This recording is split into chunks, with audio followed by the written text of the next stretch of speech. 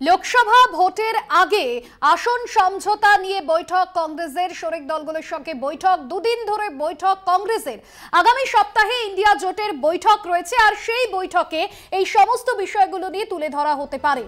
আগামী সপ্তাহে ইন্ডিয়া জোটের বৈঠক লোকসভা ভোটে আসন সমঝোতা নিয়ে উদ্যোগী কংগ্রেস দুদিন ধরে বৈঠক এবং আগামী সপ্তাহে যে ইন্ডিয়া জোটের বৈঠক রয়েছে সেই বৈঠকে কংগ্রেসের জাতীয় জোট কমিটির বৈঠক থেকে যে সিদ্ধান্ত নেওয়া হয়েছে সেই সমস্ত বিষয় তুলে ধরা হতে পারে। ইন্ডিয়া জোটের শরিকদের সঙ্গে আলোচনা করা হতে পারে আসন সমঝোতা নিয়ে, কারণ বিভিন্ন রাজ্যে কিভাবে আসন সমঝোতা করা হবে সেই সমস্ত বিষয়ে আলোচনা করা হবে। শরিকদের সঙ্গে আলোচনায় বসবে কংগ্রেস নেতৃত্ব।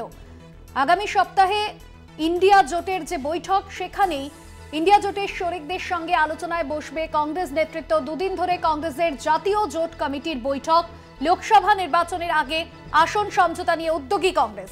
আমাদের নিউজ রুম থেকে সরাসরি রয়েছেন আমাদের বিশিষ্ট সাংবাদিক দেবাশিস দাশগুপ্ত। দেবাশিস দা, সামনে লোকসভা নির্বাচন বছর ঘুরলে আর সেই জায়গা থেকে আসন সমঝোতা নিয়ে উদ্যোগী কংগ্রেস।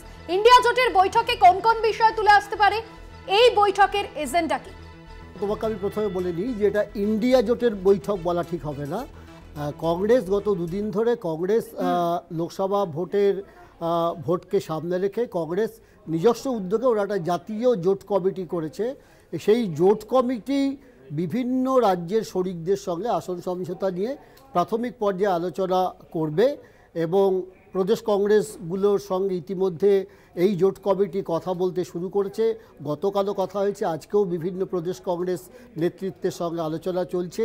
তাদের থেকে একটা ধারণা তারা নিতে চায় যে জোট করার ক্ষেত্রে বা আসন সমঝোতার ক্ষেত্রে রাজ্যগুলো কি কি সমস্যা আছে বা জোট করার ক্ষেত্রে কতটা মসৃণভাবে যাওয়া যায়। কংগ্রেসের যেটা মূল উদ্দেশ্য, বিষয়টা জাতীয় স্তরে দেখছে কংগ্রেস, যে ছোটোখাটো রাজ্য স্তরে যে সমস্যাগুলো আছে বিভিন্ন শরিকদের সঙ্গে রাজ্য স্তরে এক একটা পরিপ্রেক্ষিত আলাদা, বিভিন্ন রাজ্যে সেটা ডিফার করে। যেমন কেরলে পরিষ্কার করে জানিয়ে দেওয়া হয়েছে কেরলে কংগ্রেসের সঙ্গে বামেদের কোনো জোট হবে না, কিন্তু ইন্ডিয়া জোটে বামেরা যেমন আছে, সিপিএম যেমন আছে, তেমনি কংগ্রেসও আছে।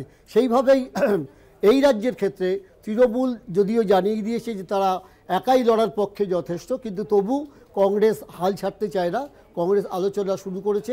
এই সব নিয়েই আলোচনা হচ্ছে। জাতীয় জোট কমিটি, কংগ্রেসের প্রবীণ নেতা মুকুল ওয়াসনিকের নেতৃত্বে একটি জাতীয় জোট কমিটি করা হয়েছে। সেই জোট কমিটিতে রয়েছেন সলমান খুরশিদ, অশোক গেহলট, মোহন প্রকাশের মতো প্রবীণ নেতারা। তারা ইতিমধ্যে নিজেদের মধ্যে আলোচনা শুরু করেছেন। তারা বিভিন্ন প্রদেশ কংগ্রেস কমিটির সঙ্গে আলোচনা শুরু করেছেন। তারা জানতে চাইছেন সমস্যাগুলো কোথায়, সমাধানের কি কি সূত্র হতে পারে, কিভাবে আসন দফা শরিকদের সঙ্গে করা যেতে পারে, সেগুলো নিয়ে আলাপ আলোচনা চলছে। আশা করা যায় যে আগামী 2 বা 3 জানুয়ারির মধ্যে কংগ্রেস এই শরিক দলগুলোর সঙ্গে আলোচনা শুরু করবে এবং তাদের সঙ্গে মতামত বিনিময় করবে। সেখানে যদি এমনও হয় যে প্রদেশ কংগ্রেস নেতৃত্বকে দিয়ে কাজ হচ্ছে না, সেক্ষেত্রে জাতীয় স্তরে যারা নেতা আছেন, শীর্ষ নেতা, তারা হস্তক্ষেপ করবেন। যদি রাজ্য স্তরে আলোচনা ফলপ্রসূ না হয়, যদি রাজ্য স্তরে সমঝোতার ক্ষেত্রে কোনো সমস্যা দেখা যায়, সেক্ষেত্রে জাতীয় স্তরে যারা শীর্ষ একদমই দেবাশিস দা, একেবারে কোন ফর্মুলা আসন ভাগাভাগি হবে এই সমস্ত বিষয়ে ইন্ডিয়া জোটের যে বৈঠক সেই বৈঠকে চুলচেরা বিশ্লেষণ হবে। ধন্যবাদ জানাবো তোমায়। সরাসরি নিউজ রুম থেকে ছিলেন আমাদের বিশিষ্ট সাংবাদিক দেবাশিস দাশগুপ্ত।